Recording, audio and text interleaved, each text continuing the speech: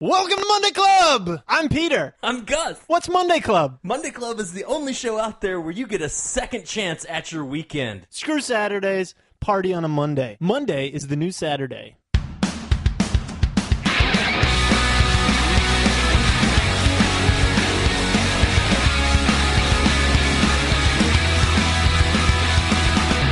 Welcome to Monday Club!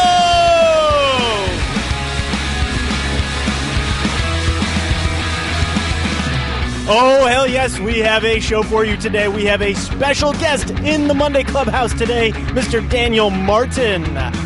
We cheers to epic VR fails. Dirty Little Football Quiz continues with a gronking to remember. We have some Dan stories for you today, all about Dan today, and we teach you some stuff. Welcome to Monday Club.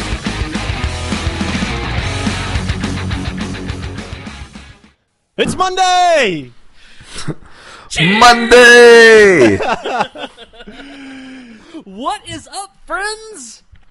Hello. That sultry voice, second sultry voice you hear is none other than Daniel Martin. Welcome to Monday Club.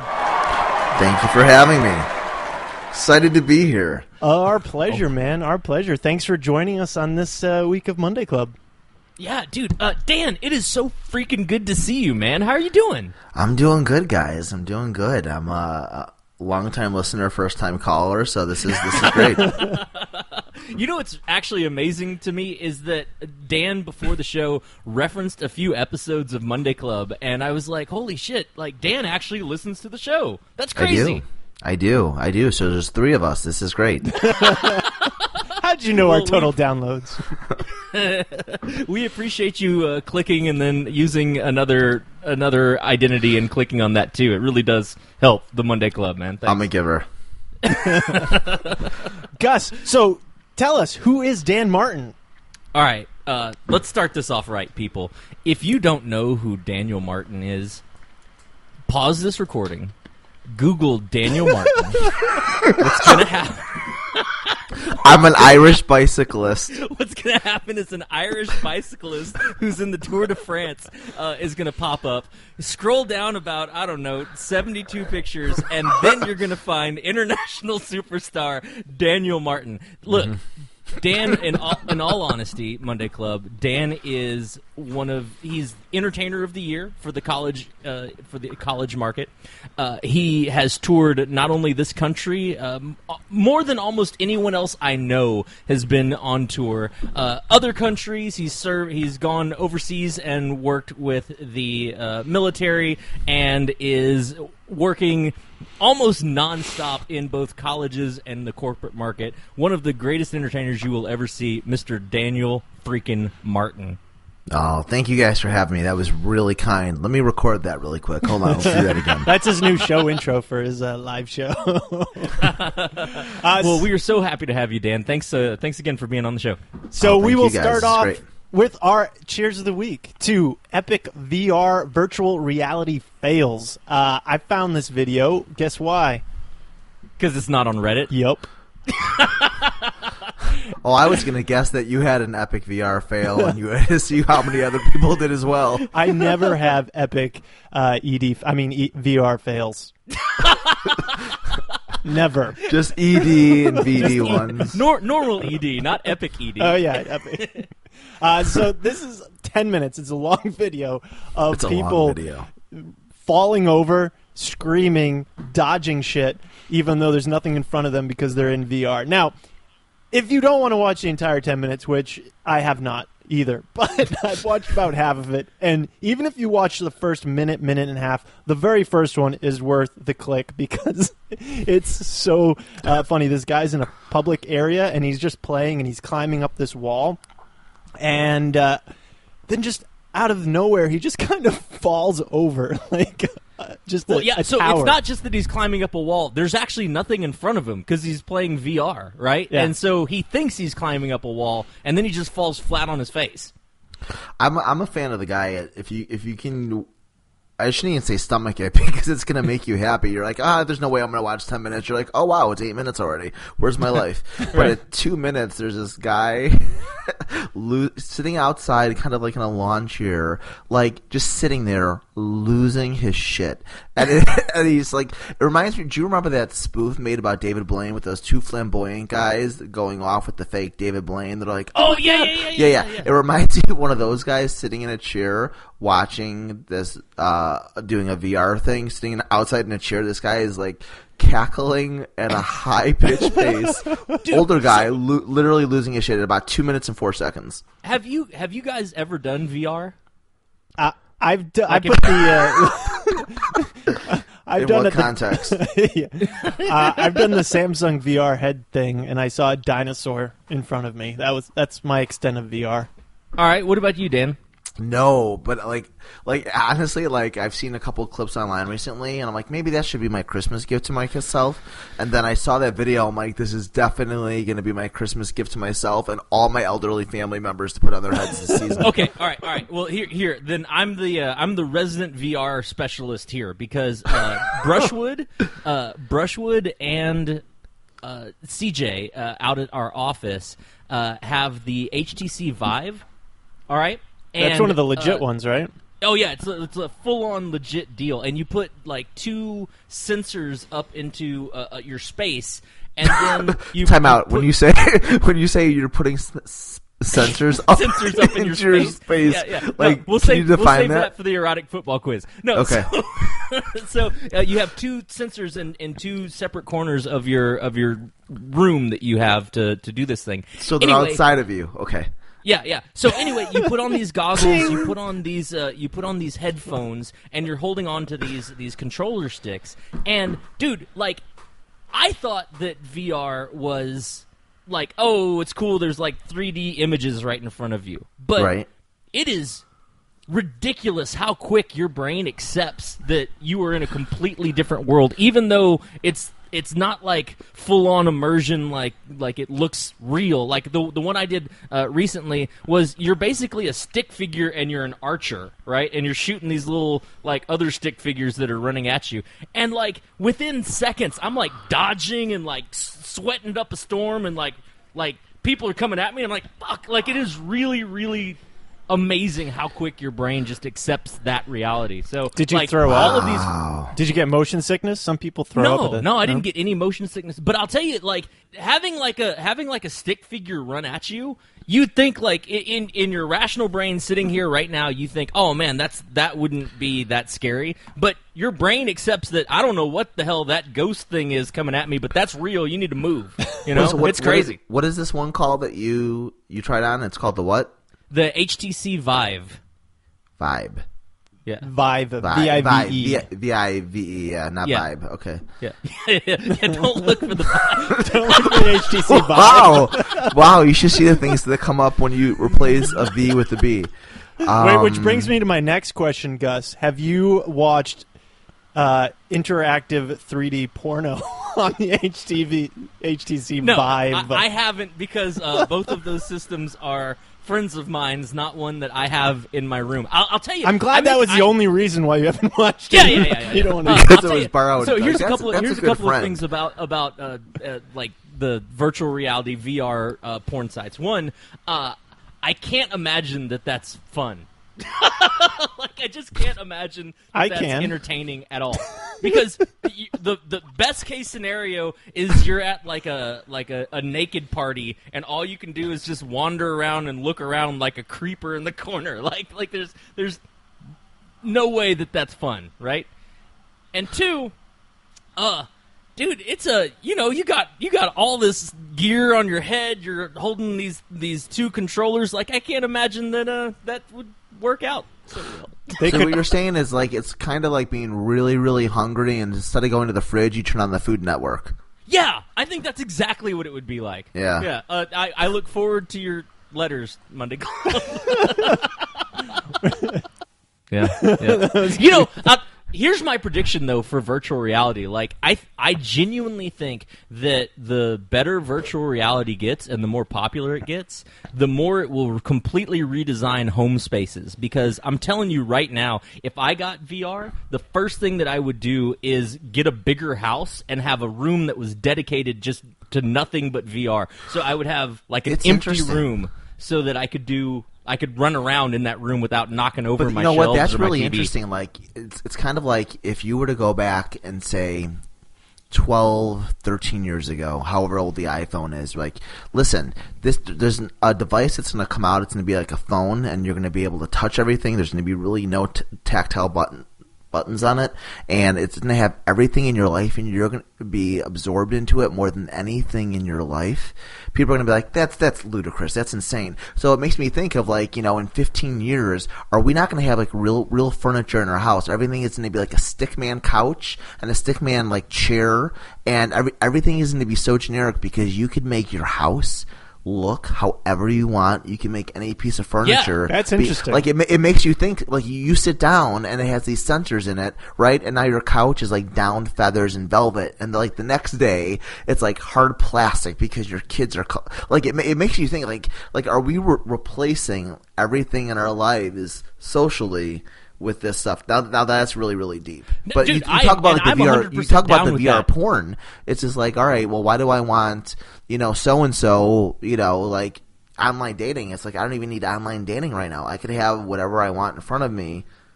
It's kind of messed up if you think. Well, about yeah, it. and I'm 100% I think it's simpler for that because I have this idea.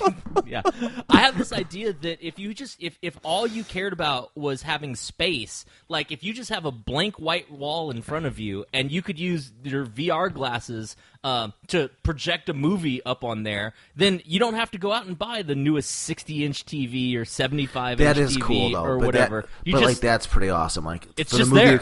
Like, I mean, I'll tell you right now, that'll change the dynamic of home entertainment right there. Like, if you could be like, if there's the first person that releases this with the VR glasses wins, where a family could put them on and they feel like they're walking into a fancy theater all together, sitting next to each other watching the movie. Like, Right. that's going to be insane. Right.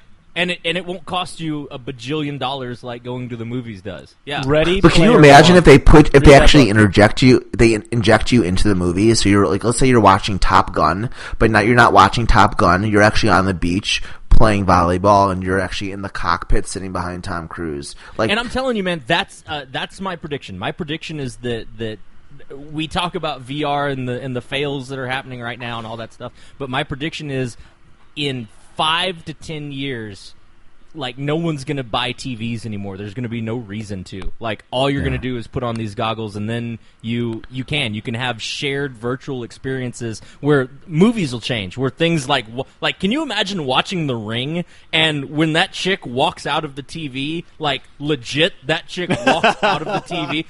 Oh, no. I'm telling you, man, and that I know is already possible with VR goggles. So, yeah, man, cheers to you, pioneering bastards. Thanks for taking all the hits and the falls so that we can laugh at it, but in 5 years, you guys will be much more rich than us. Cheers. cheers. So, Pete, what are you drinking, man? Oh, thanks for asking, Gus. I appreciate it. I am drinking a Yule Mule. This is the Moscow Mule for the Christmas season. This has 4 ounces of vodka, 1.5 ounces of lime juice, 4 ounces unsweetened cranberry juice, and 6 ounces of ginger beer. So you put... that sounds delicious. It is amazing. You put everything in a shaker filled with ice, except for the ginger beer. Shake it, pour it over... pour it over a glass which has ice in it already, and then you put in, you top it off with your ginger beer, and then you can garnish with what I have, a rosemary sprig. Wow. That is a pretty drink, man. Merry holidays to you. Merry holidays to you. Wow. Dan, what are you drinking today, buddy? I'm not nearly as prepared as you both are, so I am drinking some vodka, straight up on the rocks that have slightly melted, and I'm actually drinking. I'm a big vodka fan, so I I'm not a beer drinker, so I love really good wine or really good hard alcohol. And so this is probably one of the best vodkas I've ever had in my entire life. And it is made here in Michigan. It's Grand Traverse Distillery. Grand Traverse is a city up north here in Michigan where people go to like different wineries and stuff, but they have a rye vodka that's really peppery, and they have a wheat vodka, and this is the end of this bottle, as you can see, and it's fantastic. It's literally one of the top 3 vodkas I've had in my life. Damn, well that looks really, really good. What's it called one more time? Grand Traverse Distillery. And it's a wheat vodka. It's a wheat vodka, and So it's they made don't here make in it Michigan. They don't make it with potatoes then, obviously, just wheat. Wheat. Yes, you were correct. Wait, so what? like Tito's is what, corn, and Grey Goose is potatoes, Ciroc is grapes. So there's all these different varieties out there, but wheat. It's so smooth and so delicious by itself. There's very rarely vodkas that I could drink straight up, and this is one of them. Nice. Well, that's very cool, man. I love vodka, especially. I love the vodkas that are so clean that you drink it and it's like you take a sip and you know it's alcohol and you wait for that kick to happen in the back of your throat and it never comes and you're just like, well, crap, that's like nice water, but it's not water, it's vodka. Yeah, no, absolutely. Yeah, no, Yeah. it's good. How about you guys? What are you drinking? All Are right, you on the friends. vodka train today with us? Because we both have vodka no, drinks. No, I wish I was, but no. So I wish I had coordinated better. Here's the deal, Monday Club. I got 3.5 hours of sleep last night, and then I woke up because my son had a nightmare, and so I'd spent the rest of the night awake taking care of him. So I woke up this morning and I needed coffee. I got a giant cup of coffee made in my Keurig, and then we apparently were out of any cream. So I just poured about half a bottle of Irish cream in it, and so that's how my day started. So I'm done with coffee, and I looked in the fridge for today's drink of choice, and over the holidays we had opened a really nice bottle of champagne. So this is a Rondel Semi-Seco medium dry. It's the Cava from Spain. It's about half full, and it's just got a tiny bit of bubbly left, and I didn't want it to go to waste. So I'm just Pete is super classy. He actually put a rosemary sprig in his. Dan is classy. He's drinking his on the rocks. I am literally drinking champagne out of the bottle. So Well, and that's why I laughed at when Pete's like, "What are you drinking?" And I see Gus's bottle go straight up in the urn into his mouth. That's great. Get that man a paper bag. Oh, man. So thank you guys for listening. Everybody out there in Monday Club land, we appreciate you.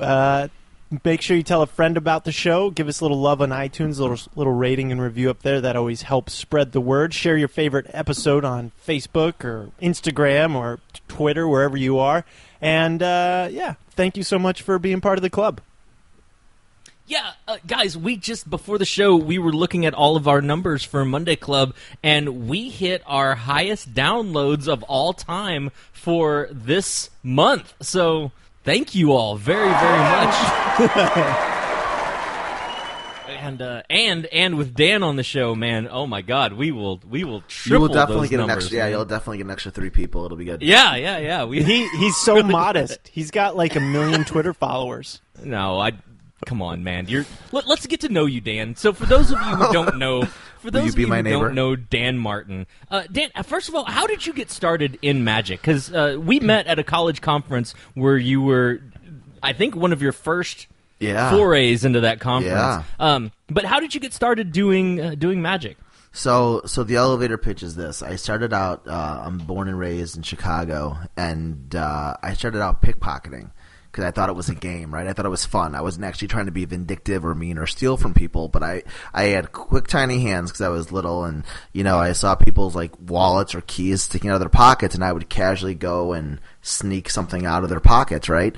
And, and it became a game for me. So my grandparents, who I lived with my mom growing up, to kind of curb my habit, then like, hey, you know what? Maybe we should get him like a magic kit or something like that, right? And so They're trying to keep you out of jail. Yeah, they tried to keep me out of jail. I love how you phrased so, that. They curbed my stealing habit. Yeah. So and, They framed it. They framed it in a correct way. Yeah. And I get caught. And people are like, "What are you doing?" I'm like, "Hey, I'm a kid. I'm having fun." And people are like, "Oh, he's adorable," right? And so, so they got me the Run along, you Fisher little Price scamp. magic kit that I'm actually looking at right now. And then I've been doing it ever since. And then when I was 12, I started doing it for money. And then when I was in high school, I would do every bar, club, hotel, restaurant that I could in downtown Chicago. Paid my way through school doing it a little bit, and started building up my show. And now I'm on Monday Club. So It's all downhill from it. here. We've done it. That's we're right. good. Hey, man, so I wanted to ask you about pickpocketing. So here's my understanding of pickpocketing. There's no way to practice pickpocketing except to actually go out and do it. Is that pretty fair? It's kind of like escape artistry, which I dabble in a little bit too, but mostly, yeah, that's exactly it. You know, and I think that's a lot of like live performing. Like you guys are two of the best performers I know, and it's one of those things where you could learn different techniques and prepare yourself to be successful. But the only way to really do it is just to go out and do it. So for me, you know. My first thing when I started introducing it back into like my shows and stuff, like in high school and stuff, was watches. Watches are the best way to kind of start learning. And on our buddy Brian's show on Scam School, I teach a couple of different episodes on how to steal like Apple Watches and stuff like that. So you can check that out. But yeah, I think watches, and then you really got to do it. So when people are like, you know what, you should, because that's part of your history, con man and pickpocketing and stuff like that, you should really put that into your show. So when I started thinking about putting it back into my show about, I would say like 6 years ago now, I actually practiced all the techniques that I wanted to do, and I actually went to the mall around Christmas time. And that's how I did it. I just went up to people and I did it. I would grab their watches, their phones, their wallets, and I'd give them back. I'd be like, "Oh, excuse me, sir, I just saw that you dropped this," but I would do it like 10 minutes later, right? And so that's actually, and once I did it, probably about 20 or 30 people, like in the real world. Because in the real world, if you do it on stage, you're like, "Oh, you messed up, you screwed up," right? Or you do it with your friends, like, "Oh, I caught you." You do it in the real world, people are going to be pissed. You're going to get hit, or you're going to get arrested. Right. The mall cops are going to come after you, and so that's what I did, and then been doing different versions of a pickpocketing act within my bigger show ever since. Man, that's what I tell everybody about. Everyone always thinks, "Oh, you must be a killer card cheat," you know, because I do card tricks and stuff. And I always tell them, well, you know, if I mess up a card trick, I get laughed at. If I get caught trying to take $100 off of someone in a card game, I'm gonna get my ass kicked. There's a little difference in repercussions there. Man, it is so cool to have seen your arc go from being like quite literally a kid pickpocket who was just being kind of a little scamp, right? Yeah. Like all the way up to now I see you performing in giant corporate settings and you know, getting custom suits and stuff like that. How did you like what was it that kind of got you where you're like, "Oh crap, like this magic thing is actually a path that I can take"? Because you've had other jobs, right? Yeah, well, yeah. And so, first of all, it's like, I think when you get bit by whatever bug is kind of around you, it's one of those things where it's like, it's hard to shut off. Like, if I won $100 million tomorrow, I would take some time off and I would travel a little bit and just kind of just be. But then after that, I would go back to what I'm doing. I love performing. I love magic. I love giving people that gift. You know, it's interesting. Like, I'm kind of a jackass on stage. I'm like a likable con man, smart ass, right? But then there's a couple of moments in my shows that are really kind of have these like touching elements, and it's amazing, like the amount of feedback and fans and people that have emailed or wrote to me saying how different things have impacted them, and for them to kind of follow their own little passions and dreams and stuff, right? So for me, like, that's kind of what pushes me now. But like back then, it's just like, you know, you do something cool and people, I mean, you get all the attention. So like in junior high, I wasn't, you know, the most popular kid, but if no one would pick on me because all the big bully kids, all like the stoner kids, all the assholes, right? I would show them magic, like growing up, right? So then anyone that tried to pick on me, like, oh, leave Magic Man alone, leave Magic Dan alone, or then they would kick their asses for me, right? So as I grew up, it gave me attention, of course, which who doesn't like attention? And it was kind of a form of social currency. And so, and then I just got really good at it, and then I started making money off of it, right? Pause right there, because I think that thread might be one of the most common threads through all performers that we hang out with, is that, like, that middle school, high school, like those formative years of life that suck so bad. Like, you couldn't fucking pay me to go back to high school. Like, you know what I'm saying? Like, I wouldn't ever do that again. But I was already learning magic and doing shows back in those days, and I sort of had the same story, right? Like, if in those awkward moments, your friends would throw you sort of under the bus because they knew that you could pull it off, and they'd be like, "Hey, Gus or Dan or Pete, like, knows a magic trick. Like, show all these people something." And you do, and it's, like, not just kind of good, but above average good. And everyone's like, "Oh, shit!" And that's what gets sort of the thing flowing. And you just, like, if you're in those formative years, I think there's that, like, that special moment where that is what gets you hooked. And then you have to sort of reinvent yourself later to get that same experience to your audiences. Does that sort of make sense? Yeah, I know that's exactly it. And I mean, you nailed it. I mean, I think being able to get that adoration and kind of get that encouragement to kind of heighten your self-esteem. Like, people identify, like, I was never like the best looking guy in the room, but I could walk in the room and command the room, and I learned I could do that through magic. And then I learned personality-wise to take the magic away, and that truly helped kind of like bring out and develop my personality. Not taking no for an answer, being able to talk your way in and out of every different type of situation. You know what I mean? And so yeah. Yeah. So Dan holds the record in our group of friends for I think being the guy that I think we all think of you as our fiercest friend. Like, Dan will like, Pete will fight for me, right? Like, if we're at a bar and somebody starts talking trash, Pete will fight for me. Dan won't just fight for me. Dan will burn the fucking bar down. Like that is the end all be all. Yeah. But here's the thing, man. And I wanted to talk to you about this. Like, I think you have two different. I don't want to call you like schizophrenic, but like two different personalities, right? Yeah. Like, I know Dan the real person and Dan Martin the superstar.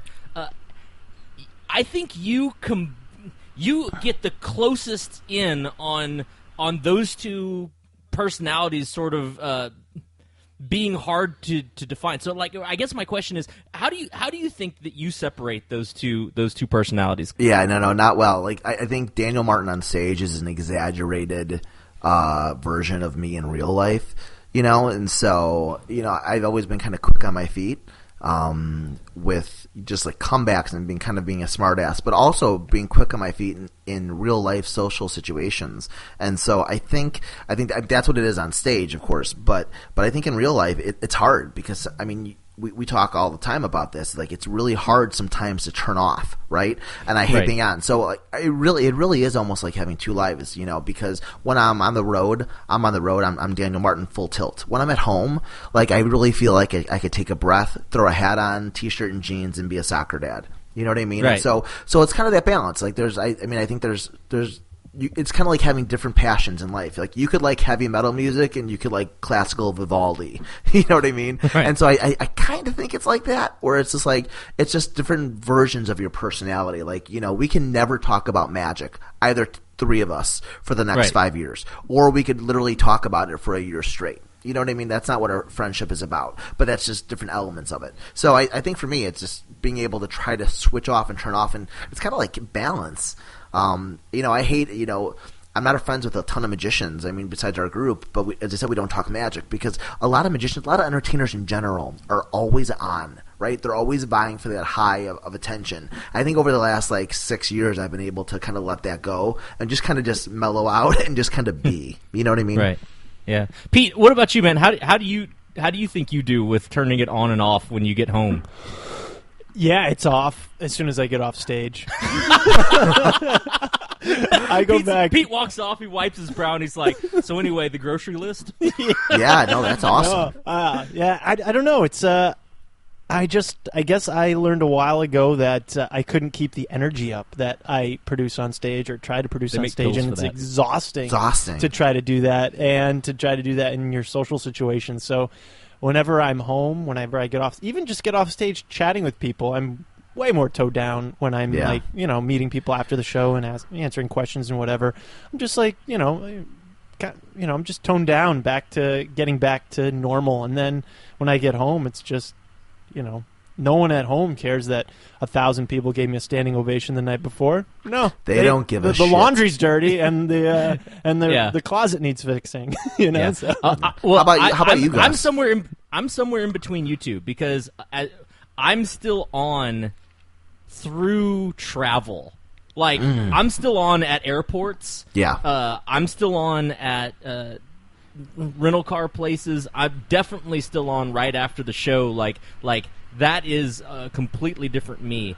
But I think for me, what I try really hard to do, my wife and I have kind of a code where she'll text when she knows I'm on my way home, and she'll be like, "What do you need when you get home? Like, what do you need?" And sometimes it's, I need for you to be in the room and me to just be able to be in the living room by myself. And sometimes it's like, look, I am ready to actually come home and, eat dinner on a plate that I own. Like those kind of things. But that's taken 20 years to develop that code, right?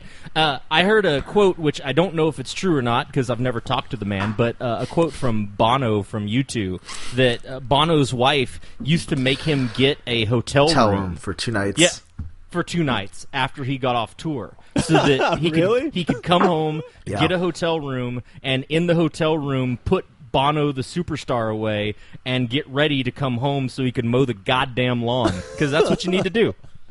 No, I think that's a great thing. Unfortunately, I don't think a lot of us are in the position to have that luxury because, our families need us and they want us home. Number one, and number two, I don't think Bono mows his own lawns because he lives in the Shire in Ireland, and that's a lot of property. He has at least 3 hobbits that do it for him. But point taken. But my argument is still valid, right? Like, it's the same thing. Great. It's the same for all of us that you got dishes to wash and to try to jump back in with. We're all dads. We all got kids. So I think that's part of it for putting that character away. Yeah. Yeah, I agree. Yeah. All right. Well, cool. Well, dude. So speaking of, we all have kids. So I have a story for you guys. Okay. All right. Bring it. So this is my dad moment for the last week. So I got off the road. I came home. I'm in this mode where I'm trying to get my son to learn how to play baseball. Right. So like to pitch and catch and to throw where he can throw the ball and it doesn't just hit the ground and roll 4 feet and all of that, right? And so I'm a dad, right? So I got new gloves and new softballs to throw so they won't break any windows, and we're working on form and all this stuff. And I told myself, I was like, I'm just gonna make him do it for like 15 minutes, and then after 15 minutes we can play whatever he wants to play. So he does, and he gets a little bit better, and I was very proud of him. And then he was like, "Hey, Dad, can we play lightsabers now?" And I was like, "Hell yeah." So I got out these lightsabers that I've been saving up, and he's super excited about them. And guys, here's what happened. We turned on the lightsabers, and my son comes running at me and just starts like wailing on me like this. Pause. In my previous life, from age 8 through age 13, I took fencing lessons, and I ended up going to the Junior Olympics twice through fencing. I think, like, at my height, I was, like, 32nd in the nation in fencing. What? And all of that kicked... What? All of that kicked A collective in. Monday club. What? What? All of that kicked in while he's coming at me with lightsabers. Now, my wife is standing in the kitchen, and our kitchen window faces out over our lawn, and she said she watched this entire thing and just started just shaking her head. Because for 10 minutes, my son came wailing at me like that, and she said it looked like he was just like throwing a temper tantrum with sticks, and that you were a Jedi Master just deflecting everything that Heath was throwing at. She was like, he didn't touch you one goddamn time. You were just blocking everything and then smacking him in the head, and then blocking everything he had and then smacking him in the head for 10 minutes. And finally my son just got so pissed, he just threw both of his lightsabers at me and then walked off. And then I got mad. I was like, why are you getting frustrated? Why are you getting frustrated? And she was like, oh, no, Gus, this is not how you play. So I apologize to my son if you ever listen to this episode for being a crappy Jedi teacher. That's hilarious. I That's just hilarious, applaud man. you for You're on my exposing him to different things. You're on my Yeah. list of people I need to take into my time machine when it becomes invented. Because when we go back in time to medieval, you're going to be the ninja protector of everyone. Oh yeah, Well, thanks, you know Pete, what? for I dragging- think for you dragging know. it. We have such a solid, amazing group of friends, and you know, Gus mentioned about the whole bar fight thing. Like, I think I'm just picturing Pete like jumping off a table in superhero pose, trying to kick people's asses, and Gus like bringing two swords from behind his coat. I do have a badass sidekick, that's for sure. This is good. This is Flying good. all those sidekick. Tybo episodes you've been watching. Who rides in the P90X, sidecar? Oh, man. So, wait, did we talk about this Daniel Martin, who's a bicycle guy? Yeah, did. we sort of did. Here on Monday Club, we need to raise you to the top of the Daniel Martin Google list. I think- agree. I think we need to make that a cohorted? I've had too much vodka. Concerted effort. I hereby call upon the Monday Club Nation to go on Google right now, click on Daniel Martin's website. Just type Daniel Martin, find Daniel Martin the magician, click on his website, and let's raise him up above this bicycle guy. What would you rather see? Somebody ride a bike or somebody do a badass card trick? Come on, people. Let's make this happen. I don't do card tricks, but Excuse me, card illusions, Michael. Card illusion. Card illusion. I'm a card. How is some prick not calling himself the card illusionist right now? Card illusionist. That's good. I'm going to register that domain. Yeah, The I card stopped riding illusionist. bicycles 3 years ago once I found out this guy exists. I walk everywhere now. Dude, Dan, so I had another thing that I wanted to tell you, and I don't know if you remember this at all, but when I was thinking about when I found out that you're going to be on today's episode, I was thinking about one of my favorite moments that happened while we were all at a conference. We all met up in the lobby. I'm sure we had a couple of drinks, and then we Sure. were all checking in, like side by side, okay?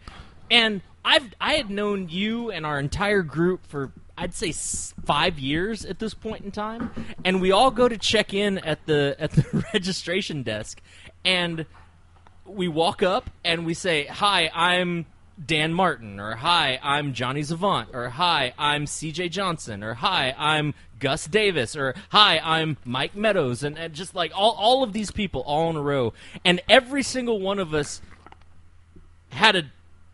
has a different government name than our performance name, and I learned everybody's real name at that check-in, and it was mind-blowing to me. It was like being backstage at a spy convention and be like, "Yeah, that's not actually my real hair," or that's not actually what I do. It was amazing. Yeah, like ripping off the mask. Do you ever get in any weird situations because you use a performing name for your travels? Well, I didn't until this podcast. Everyone knows it's not my real name, so thanks. That's, You outed him live on Monday Club. No, Martin's my middle name. And so no, it gets confusing. That was some more spy sometimes. shit. That was some more spy shit you just did. No, Martin's my middle name. Martin. Daniel Martin. So Vodka straight up. Vodka straight up. No, I mean, one of the first stories when people started realizing it is our friend Brian was flying me out to Texas to shoot something, and he booked my ticket, and he booked it under Daniel Martin, and stuff like that happens all the time. So, but with Martin being my middle name, it's usually pretty easy. Yeah. So it gets confusing if I have to like battle with certain airlines or certain like travel issues, and one of the quickest ways to solve a travel issue with a travel company, we'll use planes or airlines as an example, is to suggest their improvements on social media to help you out of that situation. Because you call them, they're like, we're going to put you on hold and let you talk to 5 people in 6 different countries. Enjoy. And then but when you go to social media, they respond pretty quick because they don't want that bad press out there. So it's interesting when they do that and they see Daniel Martin versus my real name, But generally, because Martin is my middle name, it's on everything. It's usually fine. So yeah. Well, I have a hard time when I use Gus Davis to get certain things. But other than that, shouldn't. You should try using his ID. It's terrible. Yeah. So it's funny. We're all learning stuff today, but Gus Davis isn't my actual real name, and Gus isn't actually part of my real name at all anywhere. And so there have been times both with travel when other people book my ticket or when especially rental cars. Rental cars seem to think that they're like holier than thou, and they don't care about social media stuff at all. No. Those are usually the times I get in trouble. But it is funny that especially I just have a very clear moment of all of us sort of taking off the mask and being like, oh yeah, well that's not my real name. And it was just mind blowing how many people that I thought I knew for all of these years that have come to my bachelor party and all of this stuff. And I was like, I didn't know that was your real name. Guys, I have a confession to make. Yeah? My name is actually really Peter Bois, because I'm too stupid enough to change my last name. Oh man, I was so excited if you said your name was Yeah, Rhonda. I thought it was Rhonda. I should have changed it. No one remembers Bois. No one can pronounce it. It's great though, but I think that's really interesting because I think your name being complicated sometimes actually helps you.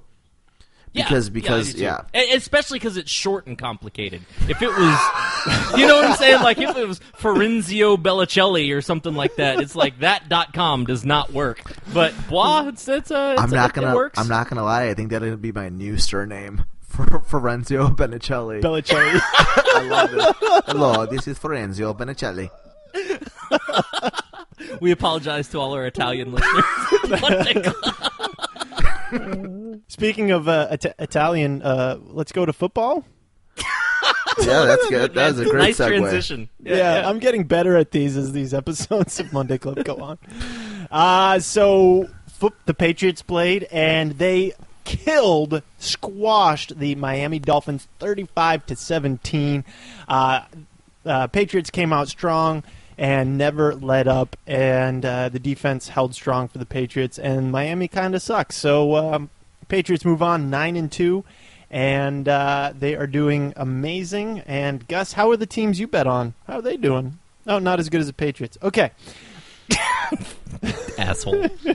I'll tell you, this past weekend, over the Thanksgiving time, like in the last week and a half, I've watched more football than I have all year. So, and every team that I was going for lost. So, sorry guys, I'll stop watching football. Go ahead and win again.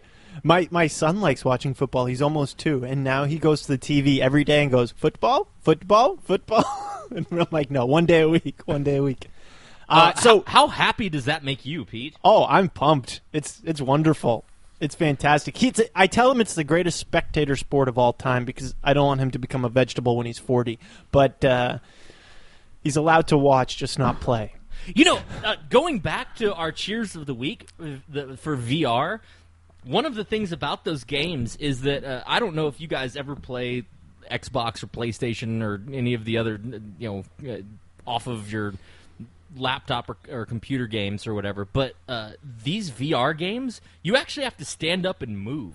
And I also think that's going to revolutionize how games work, because in a lot of games you spend most of your time like walking through the forest or something like that. I'll tell you what, screw that. I am games not are you walking walking through the 17 forest? miles a day so I can play this game.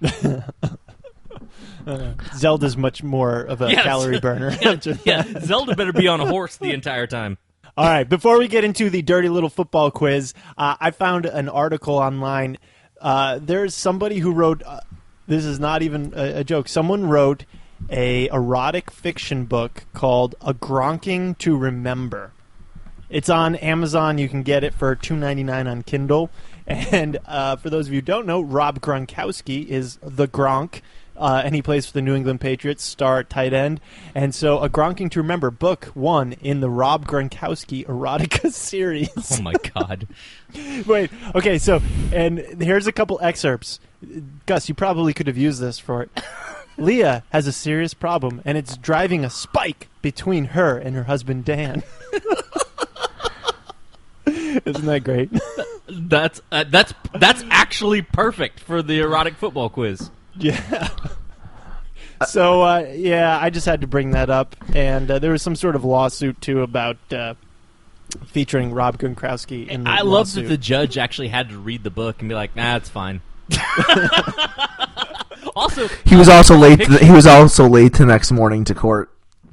yeah, I saw a picture of Rob Gronkowski. That is not an attractive man. I gotta look this guy up. So here's what we're going to do for today's erotic football quiz. Look, guys, if you've never listened to the show, welcome. Here's the deal. all the Dan fans, welcome. All the Dan welcome, fans, Dan. for this one fans. episode that you're listening to, we totally appreciate it. Here's the deal. We know a lot of you aren't necessarily football fans. However, we want to support Pete and his undying love of the New England Patriots. So what we decided to do, I found out that a lot of the terminology that's used in football is the same terminology that is used in erotic fiction. So I pulled out 3 erotic sentences from erotic novels online, and Pete's job is to identify the word in that erotic sentence that has to do with football, define that word, and then replace that word with the football definition. If he can do that 2 out of 3 times, then we're going to buy one of you a drink for Monday Club. So, the way that you can get your free drink or claim your free drink is very easy. On our Facebook page, we need you to say the secret word, which the secret word this week is Daniel Martin. Put Daniel Martin in an erotic It's a good word.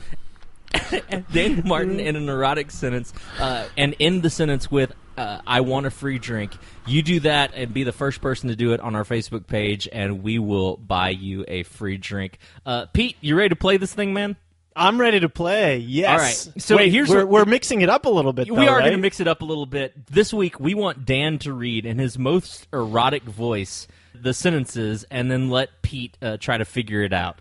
Without warning, she stabbed her fingers all the way in, curling. God, son of a bitch. All right, let me try this again. Damn it. This is about VR, isn't it? Okay, hold on. All right, hold on. Oh, Vaca. Without warning, she stabbed her fingers all the way in, curling them up in one smooth motion. Well done. Okay. I'm going to go with warning. Oh! That works. That's not that totally Motion. works, but- I'll go with motion then. How about that? Also, not what I was going for. There's so many words. Was it curling? Curling is correct, Dan Martin.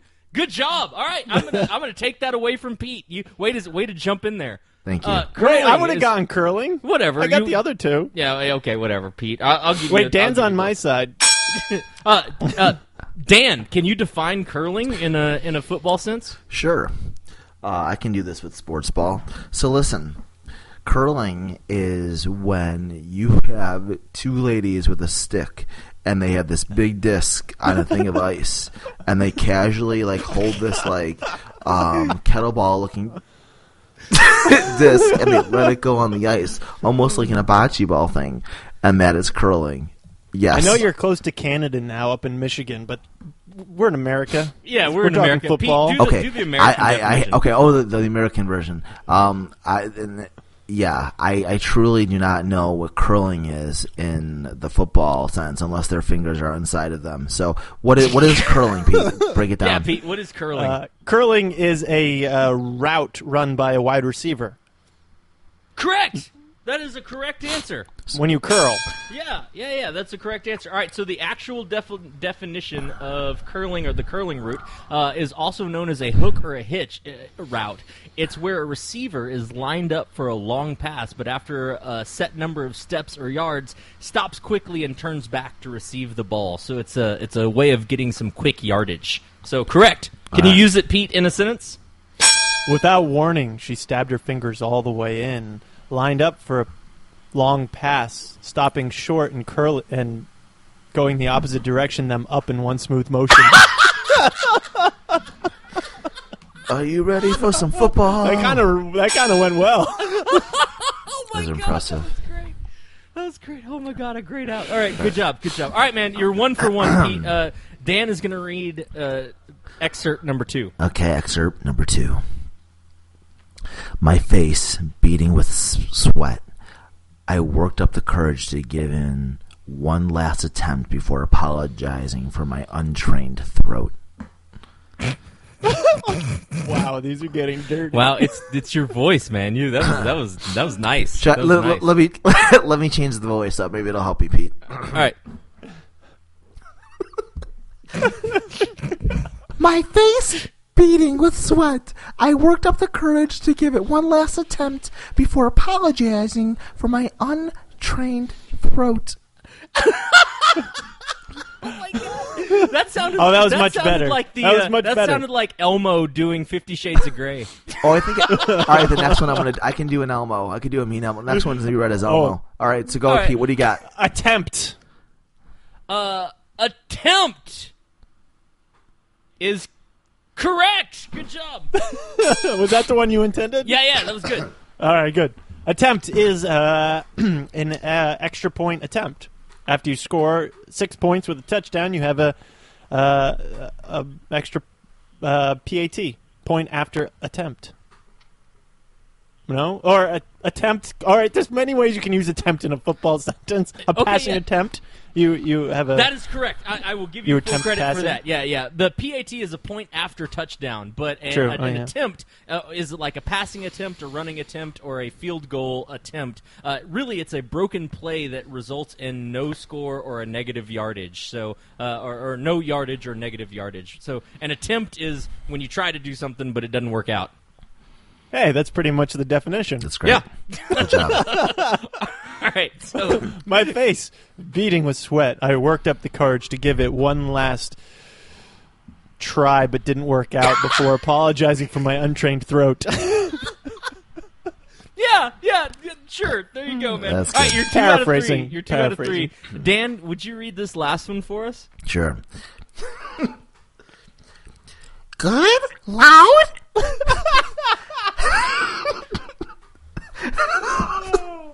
Good, loud, headboard slamming sex may be too audible to be on the menu while staying at my parents' house for Christmas.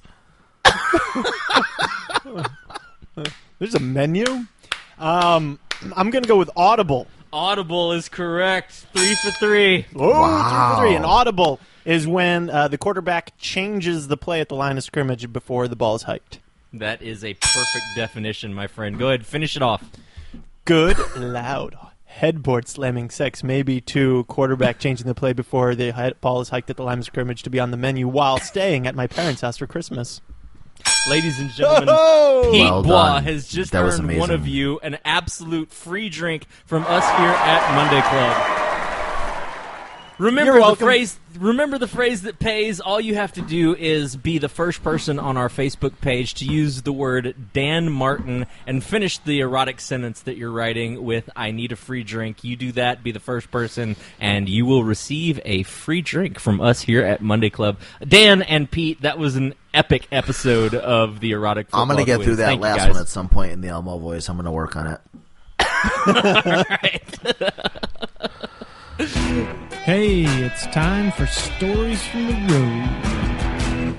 So my big on the road time is over. I'm mostly at home doing a few gigs here and there till the end of the year. So I thought I would break out a classic Dan story for you today. We were in California near LA at a conference, booking conference, and me, Dan, and there were two other friends that were there that we wanted to do something. We're near LA, so we thought, let's go to Universal. That'd be great. Universal Studios. It's like an hour away. So in the afternoon, after we're done what we had to do, we hop in a car and we head over to Universal. And we get there, what was it, around 4 or 5, Dan, p.m.? Yeah, something like that, I think, yeah. Yeah.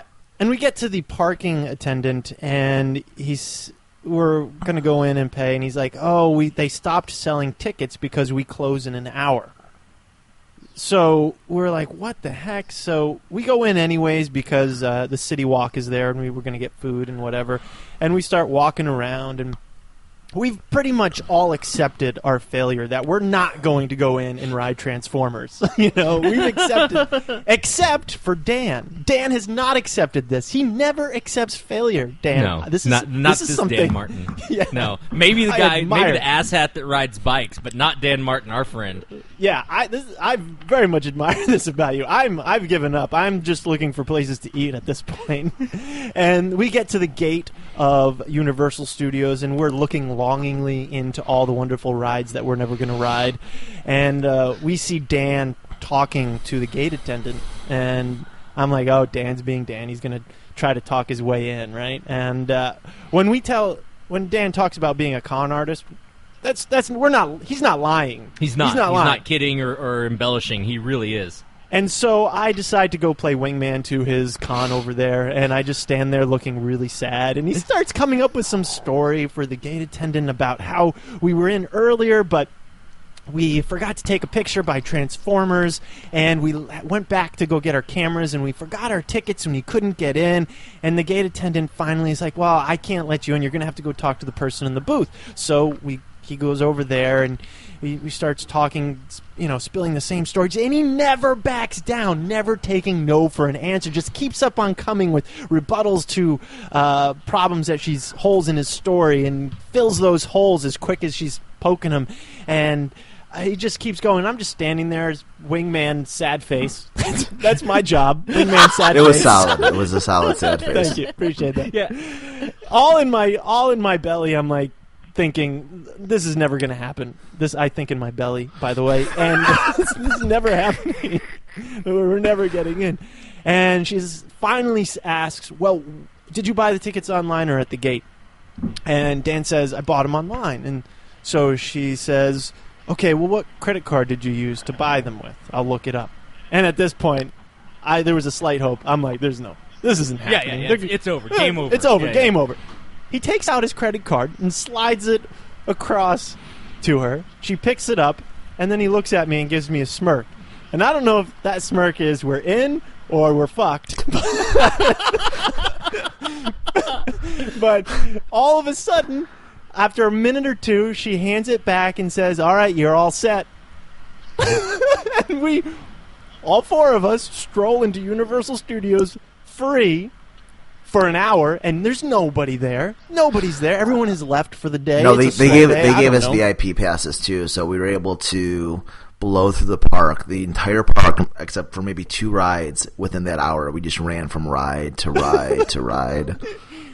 The joy on our faces as we're literally skipping from line to line. Like, picture us arms linked. Okay, maybe not arms linked, but skipping with big smiles on our faces, going to do Shrek and Jurassic Park, Transformers, Jurassic Park, all those rides. We got through everything we wanted. All the best rides we got through in an hour. I'll tell you, those are like the best moments, right? Like those moments where it's like there's some people who have gone to Universal, they've spent 3 days there, and they didn't get to do half the number of rides that you guys got to do. But because of your persistence and your sheer balls for throwing down your credit card and being like, it's on this credit card, and I think that's what flustered her, because you crossed the line right there. It's like nobody who was actually serious about what they were talking about would be so bold as to throw down their credit card and prove that they had gotten tickets earlier. Right. And so yeah, just running that little scam. And it's like, screw it. You guys were there for 57 minutes and made the absolute best of those 50. You lived more in those 57 minutes than most people ever get a chance to do. Well, let me add this in, here's too. the deal with it. Like, go ahead. Oh, I was going to say, for those of you thinking, oh, that's bad what you guys did, we actually wanted to pay to get in. We were willing to throw down $50, $60, whatever the ticket price was, to go in for an hour.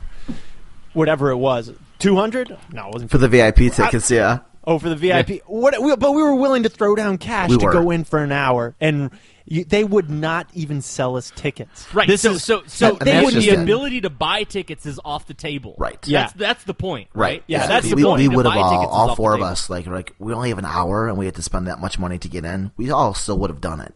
It was the fact that, like, yeah, we're gonna shut it down, the ticket booth, so Sally can go to her son's bar mitzvah later. I don't know, but like that's exactly what it was. I was like, come on, we can't get in, and we need to be able to get in.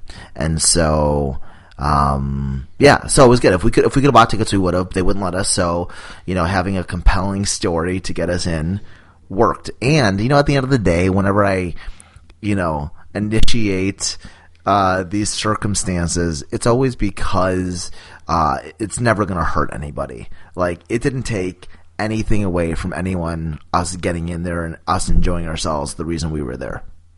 And that I think is Dan Martin in a nutshell. As far as Dan Martin, the performance character, I think you just sort of nailed it inside of a bottle. Is all of the scams that I've ever seen you pull, both that I've benefited from for our group of friends, and also on stage.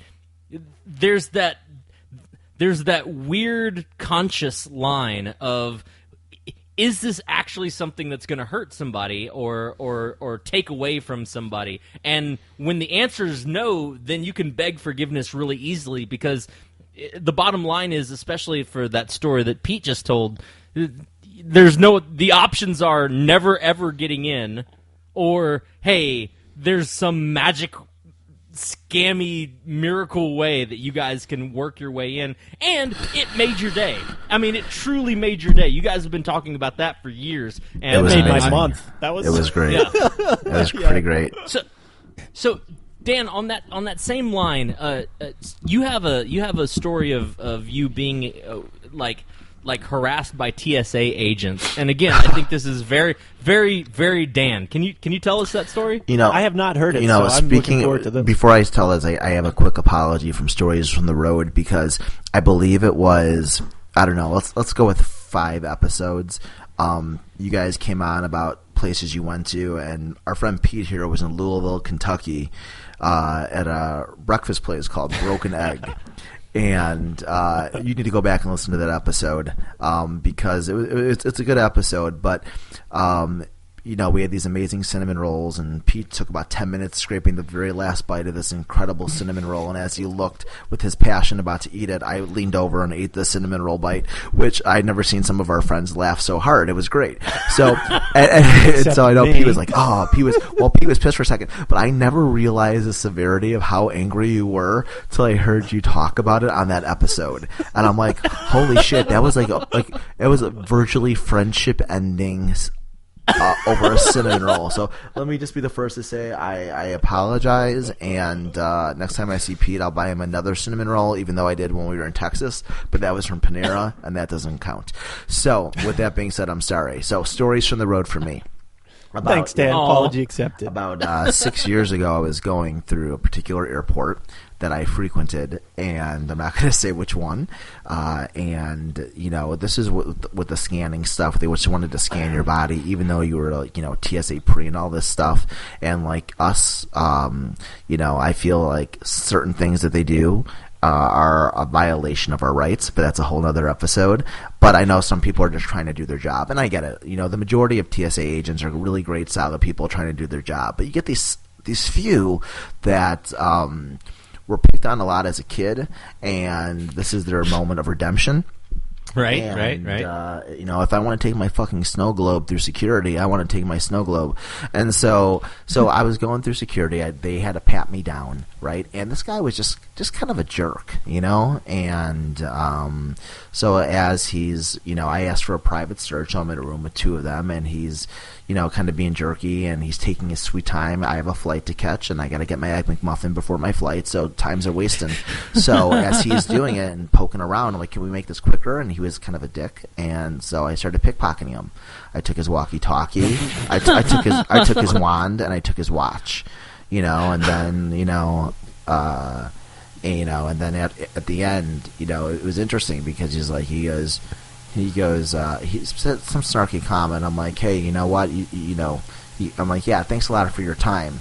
And he goes, yeah, whatever. I go, no, thanks for your time. And I hold up his watch and I give him his watch back in front of everybody at this point. Because now we're out of the room, so there's like 20 people.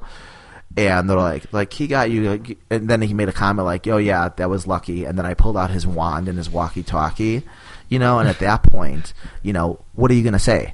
I mean, you can't do anything to me. I took your wand and your walkie-talkie off of you, so you're obviously being irresponsible. So, at that point, all the other TSA people, were taking pictures and giving me high fives, and then every time I went through that airport security, they always remembered me and got me through as quick as possible. So that's awesome. That the is balls freaking to try to pickpocket awesome. a TSA. Which, by the way, let me officer. just tell you something. With that being said, in hindsight, you shouldn't do that, people. So this is I don't want letters or lawyers or cease or desist letters from people or my Monday Club friends. I don't think anyone should go to Gus and Pete and say, hey, you know what was a great suggestion? This is not that suggestion. So We're not liable for your Right. stupidity when Well, you try to pickpocket it- a government to agent. be completely opposite of that, I think it brings us to this segment that we love to call Teachable Moments. I love it. It's beautiful. I love the harmony. That's on my that. lullaby. Don't use It's it. really good, yeah. That's my new sound soother. That's my new sound soother. So my teachable moment this week is have an oven that works when you invite people over for Thanksgiving. Sounds simple, but my oven shit the bed a week ago, and tried to get an oven installed. And of course, the oven that we picked out to install into our kitchen was the only one back ordered because we apparently like things that other people like. And so I had to cook my turkey in my neighbor across the street's house. That's a good neighbor. Yeah, they were away for Thanksgiving, so they let me sneak in their house, and I cooked a pie in the morning, and then I put the turkey in, and I was just huffing it back and forth across the street all day. I would have just had basting Thanksgiving at and their cooking. house and be like, this is the best cleanup ever. You just leave. You live in a different neighborhood than I do, man. Yes, you do. Oh my god, that is funny. All right, well, my teachable moment is this one. When you arrive at a place, if you say, hey man, let's meet at a restaurant, and they say, cool, let's meet at the restaurant this time, you say, cool. When you arrive at that restaurant, don't think you're being weird.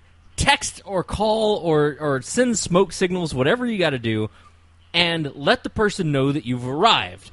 Twice in the last week, I've said, hey, I'll meet somebody at this time at this place. I've shown up at that time. I've shown up at that place at the exact time. I've texted them and said, hey, it's 12 o'clock.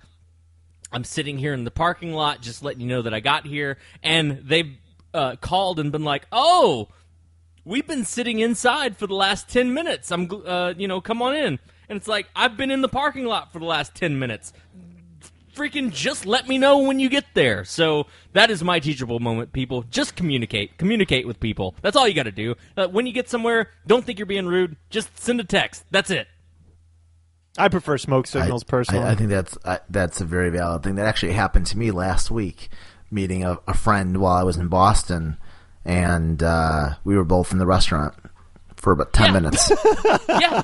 Don't let that happen. Just from Monday Club, teachable moment. Just as soon as you get in, text. Let them know. So, Dan, do you have a teachable moment, some knowledge, tip, trick, hint to impart upon Monday Club land? My entire life is a teachable moment, so I don't know where to start, but we can, so let's keep it light. So here's a good one going into the holidays is next time you go to the grocery store and you're picking up your favorite beverage, like let's just say, what I would say is wine or champagne, like Gus is drinking from the bottle today. Stay classy, Monday Club. Or he was drinking, that bottle's gone. Listen, go to the person there and be like, I need a good bottle of red. What would you, if you don't know it, right? Or white or champagne, right? And what you're going to do is, trust me on this, you're going to buy a case, right? Because when you buy a case, you get a percentage off. Even sometimes if you buy a 6-pack, and you're going to keep those in your house. And then you're also going to go to like the stationery aisle, the wrapping paper section of that store, right?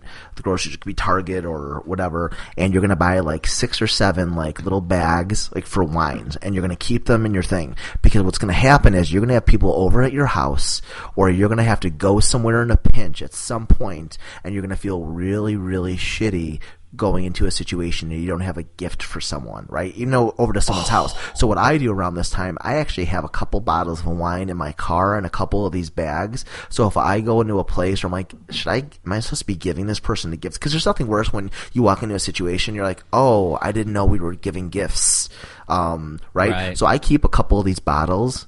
By the way, if it's too cold, don't do it. But if you're going to someone's house, bring a bag and bottle. Keep it in your car, right? Because you could either A, give it to them if they give you a gift, like, oh, I forgot yours in the car, let me grab it. And you literally have it in the car. And if they don't give you something, you can take that bottle home and you drink it yourself that night.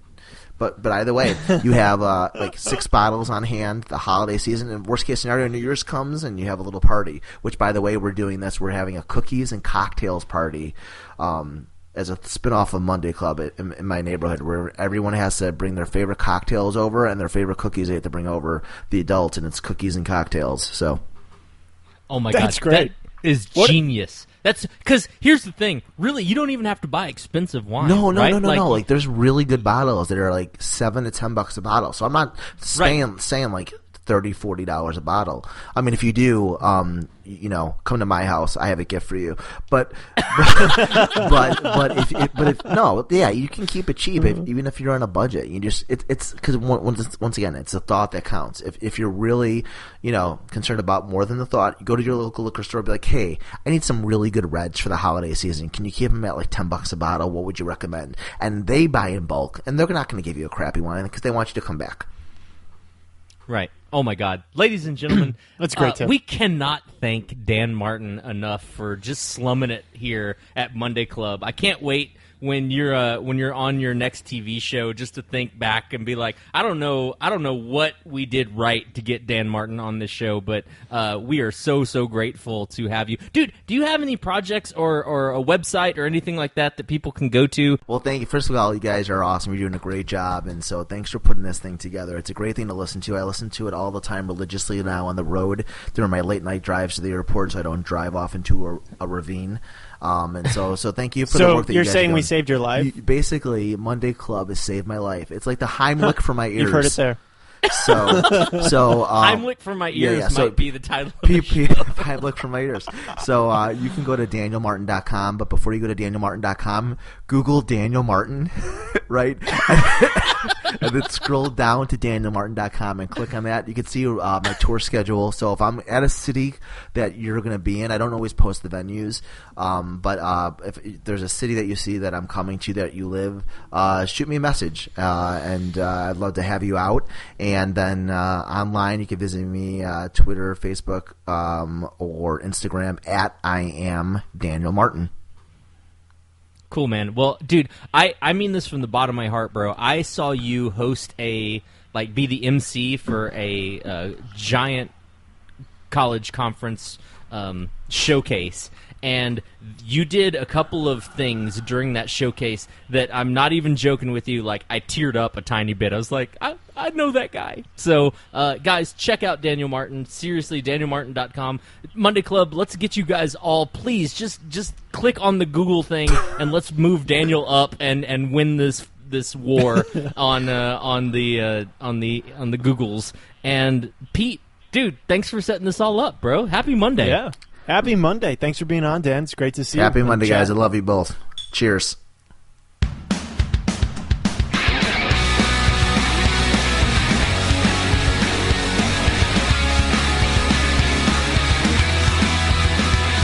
Thank you guys so much for being here on Monday Club, episode 37. Check us out, MondayClubPodcast.com, Facebook.com/Monday Club Podcast, Twitter @MondayClubPod, and Instagram @MondayClubPodcast. Email us questions, comments, or concerns. PayPal us a drink at MondayClubPodcast@gmail.com. Thank you so much to Dan Martin for being our guest.